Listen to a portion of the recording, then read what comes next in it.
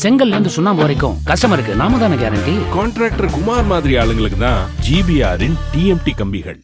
காயாமுள்ளி ஊராட்சி மன்ற தேர்தல் மறுவாக்கு எண்ணிக்கையில் ஒரு ஓட்டு வித்தியாசத்தில் ராஜேஸ்வரன் வெற்றி பெற்றதாக அறிவிக்கப்பட்ட நிலையில் மீண்டும் குளறுபடி நடந்துள்ளதாக கூறி குறிப்பிட்ட பூத் வாக்குகளை மட்டும் மீண்டும் எண்ண கோரி ஊராட்சி ஒன்றிய அலுவலகத்தை எதிர்த்தரப்பினர் முற்றுகையிட்டனர். இதுகுறித்த கூடுதல் விவரங்களை செய்தியாளர் அஜித்குமார் வழங்க கேட்கலாம். வணக்கம் அஜித்குமார், விவரங்கள். சுபா வணக்கம். தூத்துக்குடி மாவட்டம் திருச்செந்தூர் ஊராட்சி ஒன்றியத்துக்குட்பட்ட காயாமொழி ஊராட்சி மன்ற தேர்தல் கடந்த 2019ஆம் ஆண்டு நடைபெற்ற பொழுது 1071 வாக்குகள் பெற்று ராஜேஸ்வரன் வெற்றி பெற்றதாக அறிவிக்கப்பட்டது.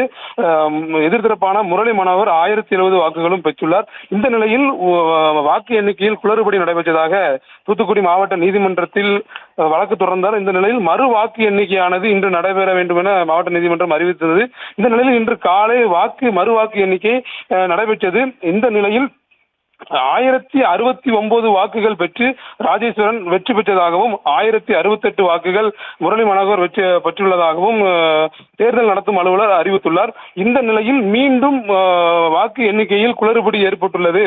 செல்லாத வாக்கு ஒன்றை ராஜேஸ்வரன் கணக்கில் காண்பித்ததாகவும் கூறி முரளி மனோகர் தரப்பினர் திருச்செந்தூர் ஊராட்சி ஒன்றிய அலுவலகத்தை முற்றுகையிட்டு காயாமொழி ஊராட்சி மன்றத்துக்குட்பட்ட குறிப்பிட்ட வார்டு பகுதியை மீண்டும் எண்ண கோரி தேர்தல் நடத்தும் அலுவலரிடம் முறையிட்டனர்.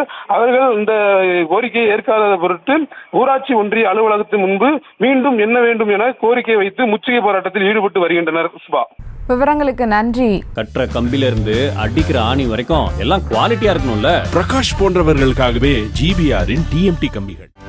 செய்திகளை உடனுக்குடனும் துல்லியமாகவும் தெரிந்து கொள்ள சப்ஸ்கிரைப் பண்ணுங்க.